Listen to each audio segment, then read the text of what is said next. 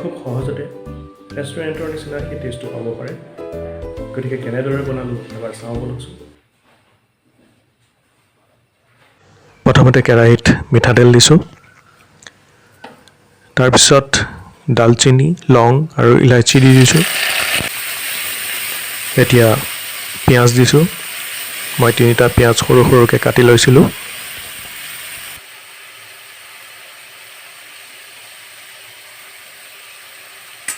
এতিয়া 1 চামুচ আদা নহৰু পেষ্ট দিছোঁ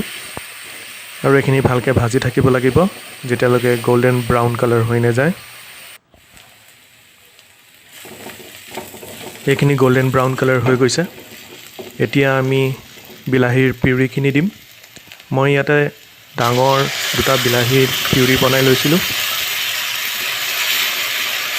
এতিয়া আকৌ ভালদৰে ভাজি থাকিব লাগিব দুটা কেঁচা জলকীয়াও দি দিছোঁ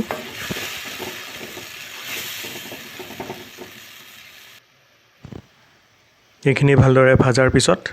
এতিয়া 1 চামুচ হালধি গুড়ি 1 চামুচ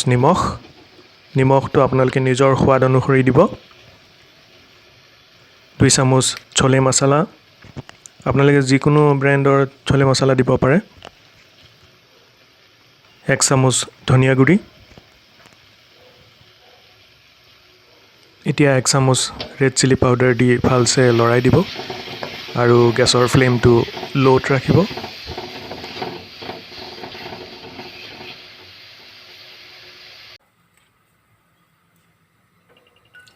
আনফালে এটা সেপাৰেট সসপেন ল'ব আৰু আধা গ্লাছ পানী দিব 1 চামুচ চাহপাত দিব আৰু ভালছে উতলিবলৈ দিব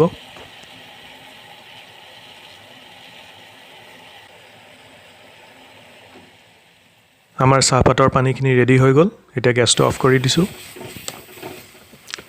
ছোলেৰ গেছৰ ফ্লেমটো আকৌ হাই কৰি অলপমান লৰাই এতিয়া আমি বইল কৰি থোৱা ছোলেখিনি তাত দি দিম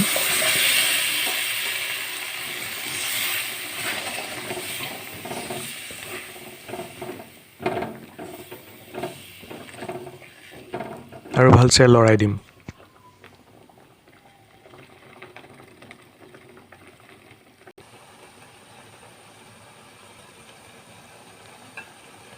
এতিয়া চাহপাতৰ পানীখিনি এখন চেকনিৰে চেকি পেলাই ইয়াতে দি দিম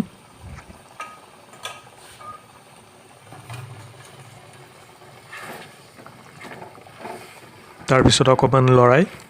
ভালছে উতলিবলৈ দিম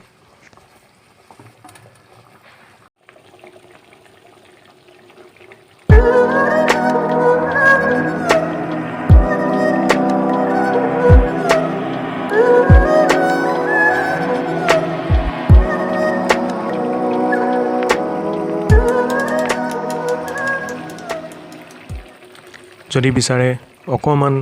পানী আকৌ দি দিব পাৰে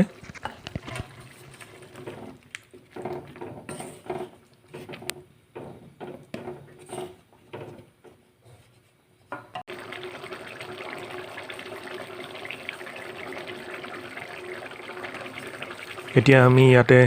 কসুৰি মেথি অলপ দি দিম আৰু ভালছে লৰাই দিম আৰু আমাৰ ছোলেখিনি ৰেডি হৈ গৈছে খুব ধুনীয়া গোন্ধ ওলাইছে আৰু ইয়াৰ টেষ্টটো ৰেষ্টুৰেণ্টৰ নিচিনাই হয় খুব সহজতে ঘৰতে আমি এনেদৰে বনাই খাব পাৰোঁ আজিৰ ভিডিঅ'টো কেনে পালে জনাব যদি ভাল পালে লাইক কৰিব শ্বেয়াৰ কৰিব আৰু কমেণ্ট কৰিব That's it for today. Thanks for your time.